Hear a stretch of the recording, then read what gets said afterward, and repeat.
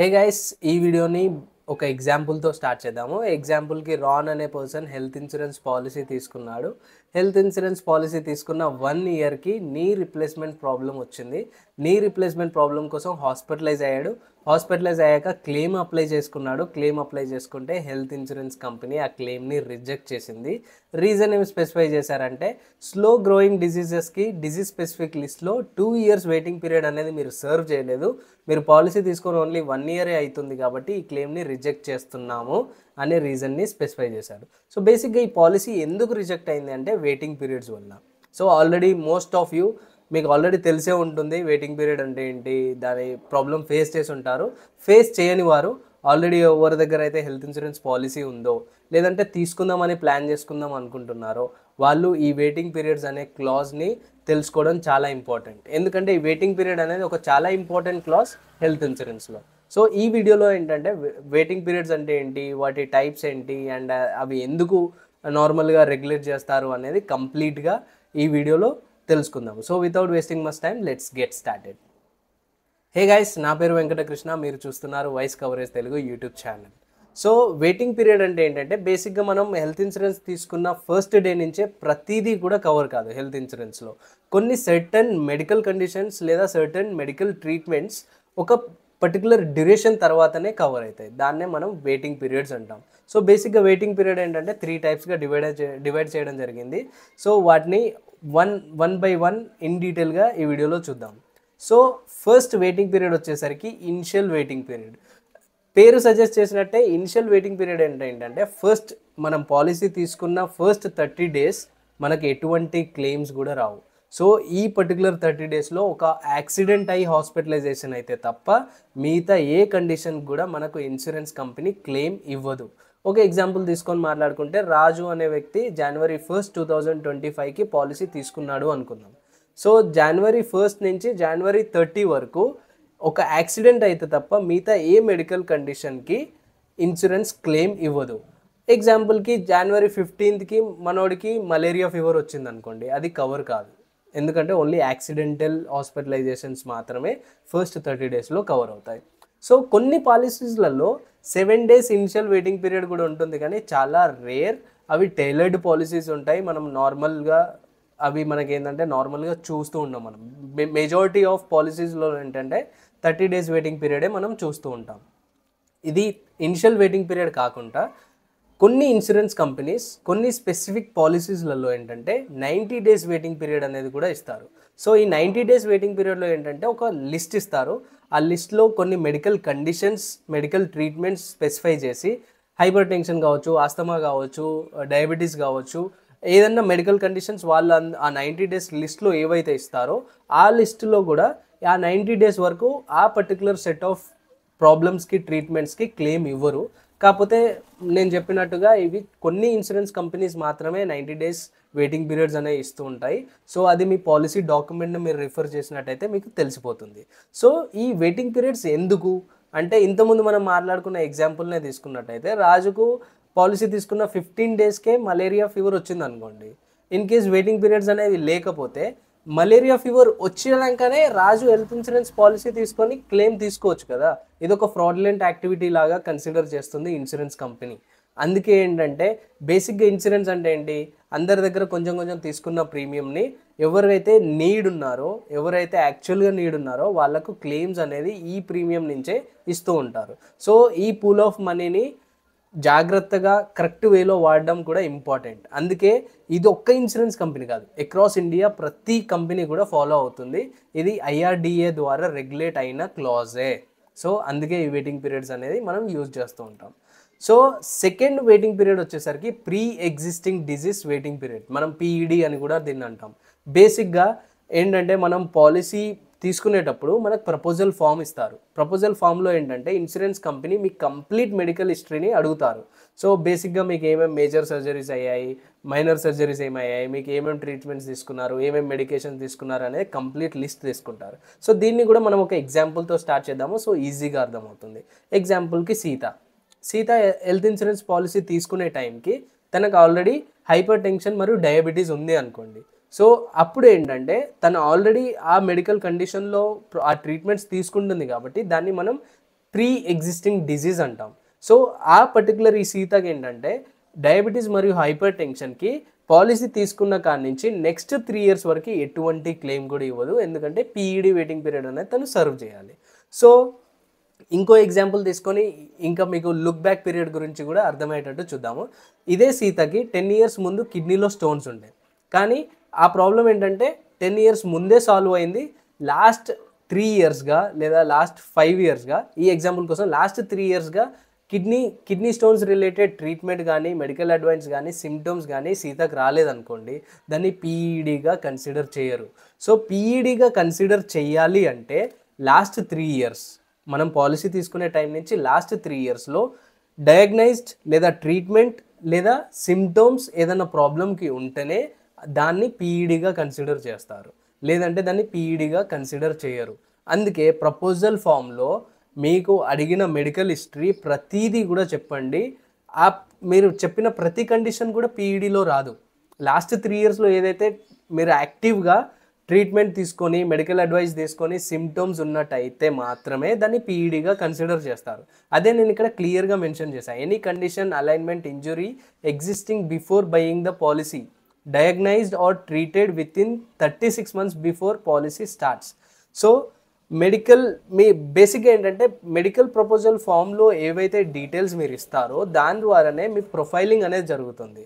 So in case మీరు complete information ఇవ్వలేదనుకోండి, non disclosure అనే reason చెప్పి కూడా క్లెయిమ్ రిజెక్ట్ అయ్యే ఛాన్స్ ఉంటుంది. సో కాబట్టి మీరు ప్రతిదీ కూడా మీ మెడికల్ హిస్టరీకి సంబంధించింది క్లీన్గా ప్రపోజల్ ఫామ్లో ఇన్సూరెన్స్ కంపెనీకి చెప్పండి. లాస్ట్ 3 yearsలో ఏదైతే లాస్ట్ 3 years 36 months ఏదైతే లాస్ట్ 3 yearsలో మీరు మెడికల్ యాక్టివ్ ట్రీట్మెంట్ కానీ సిమ్టమ్స్ కానీ డయాగ్నైజ్డ్ అయితే మాత్రమే దాన్ని పీఈడిగా కన్సిడర్ చేస్తారు. అదే నేను ఇక్కడ నీట్గా ఆల్రెడీ మెన్షన్ చేశాను, insurer check medical history for last 3 years only. మీకు 10 years ముందు కూడా ప్రాబ్లం ఉండొచ్చు, అది మనం ఇన్సూరెన్స్ కంపెనీకి చెప్పాలి, కానీ దాన్ని పీఈడిగా కన్సిడర్ చేయరు. పీఈడిగా ఏదైతే కన్సిడర్ చేస్తారో దానికి నెక్స్ట్ 3 years వరకు వెయిటింగ్ పీరియడ్ అనేది ఉంటుంది. ఇప్పుడు సీత కేసులో ఏంటంటే డయాబెటీస్ హైపర్ టెన్షన్ మనం డిస్కస్ చేసుకున్నట్టు ఈ నెక్స్ట్ 3 years వరకు దీని రిలేటెడ్ క్లెయిమ్ అనేది సీతకి రాదు. సో ఇది వచ్చేసి second waiting period pre existing diseases. So ఇంకో వెయిటింగ్ పీరియడ్ వస్తుంది. ఫస్ట్ మనం ఇనిషియల్ వెయిటింగ్ పీరియడ్ గురించి మాట్లాడుకున్నాము, 30 days వరకు ఏ క్లెయిమ్ రాదు. దాని తర్వాత ఏదైనా ప్రాబ్లం ఉండి మెడికల్ ట్రీట్మెంట్ ఆల్రెడీ తీసుకుంటే దానికి నెక్స్ట్ 3 years రాదనుకున్నాము. కానీ ఇక్కడ ఇంకో లిస్ట్ ఉంటుంది, specified disease by procedures waiting period. So బేసిక్గా ఏంటంటే ఒక లిస్ట్, ప్రతి ఇన్సూరెన్స్ కంపెనీ కూడా వాళ్ళ ఓన్ లిస్ట్ అనేది మీ డాక్యుమెంట్లో స్పెసిఫై చేస్తారు. ఆ పర్టికులర్ డిజీజ్కి ఏంటంటే మీకు ఆ పర్టికులర్ పీరియడ్ వరకు మీకు క్లెయిమ్స్ రావు. ఇవి స్లో గ్రోయింగ్ డిజీజెస్ అని ఉంటాయి. సో బేసిక్గా నార్మల్గా మెజారిటీ ఆఫ్ కామన్ లిస్ట్ నేను ఇక్కడ మెన్షన్ చేశాను, కానీ ప్రతి ఇన్సూరెన్స్ కంపెనీకి కూడా ఈ లిస్ట్ అనేది వేరీ అవుతూ ఉంటుంది. క్యాట్రాక్ట్ కానీ, హెర్నియా కానీ, నీ రీప్లేస్మెంట్ కానీ, కిడ్నీ స్టోన్స్ కానీ, ఇలా నార్మల్ కామన్గా మనం చూసే లిస్ట్ ఉంటుంది. కాకపోతే ప్రతి ఇన్సూరెన్స్ కంపెనీకి కూడా డిఫరెంట్ లిస్ట్ ఉంటుంది. సో ఈ లిస్ట్లో స్పెసిఫై చేసిన డిజీజెస్ ఏంటంటే మీకు ఆల్రెడీ ఆ ప్రాబ్లం ఎగ్జిస్ట్ అయ్యి ఉన్నా ఎగ్జిస్ట్ లేకుంటున్నా ఖచ్చితంగా మీరు ఆ 2 to 3 years ఏదైతే వెయిటింగ్ పీరియడ్ స్పెసిఫై చేస్తారో దాన్ని ఖచ్చితంగా మీరు సర్వ్ చేయాలి.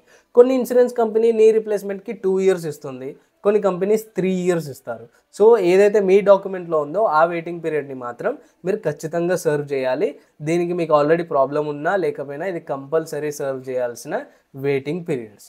సో ఇవి కాకుండా ఇప్పటివరకు మనం డిస్కస్ చేసిందంటే స్టాండర్డ్ పాలసీలలో మనం మేజర్గా చూసేది మెటర్నిటీ వెయిటింగ్ పీరియడ్ అనేది నార్మల్గా స్టాండర్డ్ పాలసీలో ఇంక్లూడ్ అయ్యి ఉండదు.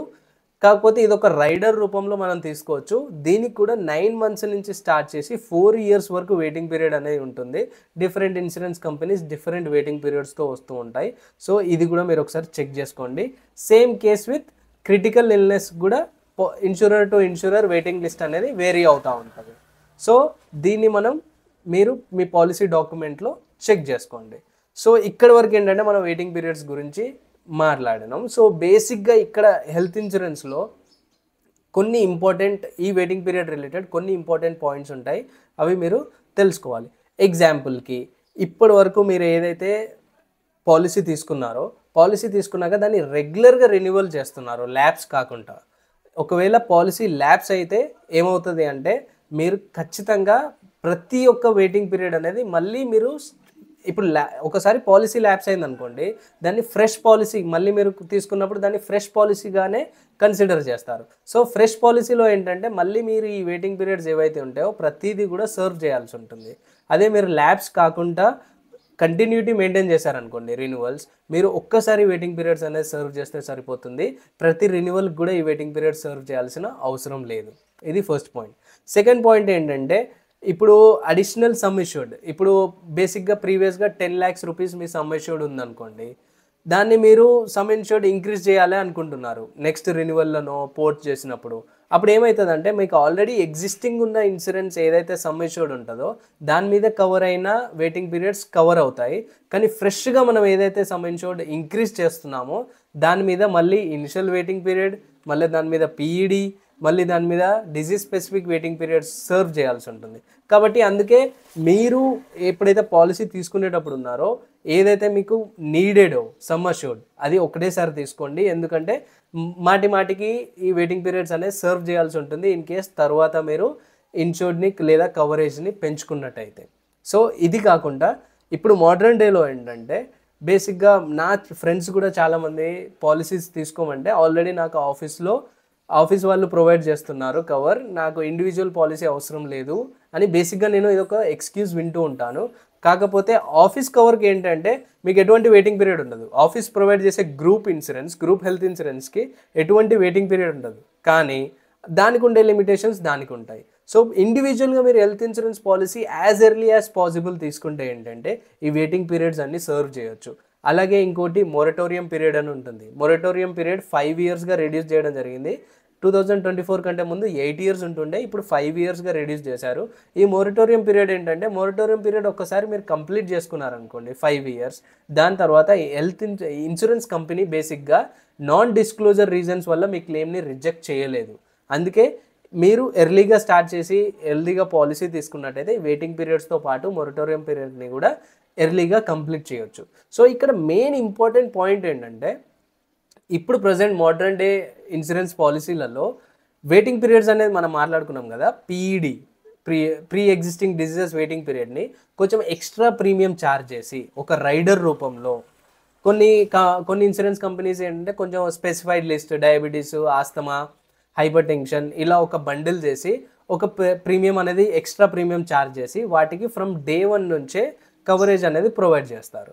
ఇలాగే ఇంకొన్ని కంపెనీస్ ఏంటంటే పీఈడి కంప్లీట్గా ఏవైతే పీఈడి లిస్ట్లో ఉన్నాయో అవి కూడా day 1 నుంచే మేము కవర్ చేస్తాము, కాకపోతే దానికి ఒక ఎక్స్ట్రా ప్రీమియం ఛార్జ్ చేస్తాము అని ఛార్జ్ చేసి వాళ్ళు day 1 నుంచే ప్రొవైడ్ చేస్తారు. సో ఇక్కడ మనం ఇప్పటి వరకు మాట్లాడుకున్న లిస్ట్ ఏంటంటే బేసిక్గా మీరు ఎటువంటి రైడర్ యాడ్ చేయకుండా బేసిక్గా స్టాండర్డ్ పాలసీలో ఏంటంటే ఈ వెయిటింగ్ పీరియడ్స్ అన్నీ అప్లికేబుల్ అవుతాయి.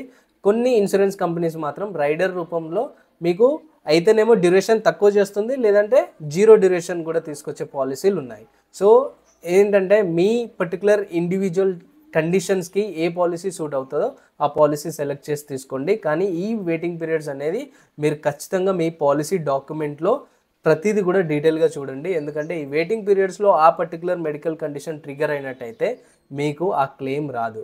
సో ఇప్పటి వరకు ఎవరైనా హెల్త్ ఇన్సూరెన్స్ తీసుకున్నట్టయితే సీరియస్గా తీసుకోండి. వెయిటింగ్ పీరియడ్స్ని కవర్ చేసి మొరటోరియం పీరియడ్ని కూడా కవర్ చేయడం ఎంత ఎర్లీగా చేసుకుంటే అది మనకే బెనిఫిట్. సో ఈ వీడియోలో ఇంతే గైస్. నెక్స్ట్ వీడియోలో మళ్ళీ కొత్త వీడియోతో మీ ముందుకు వస్తా. Until then this is Venkatakrishna signing of.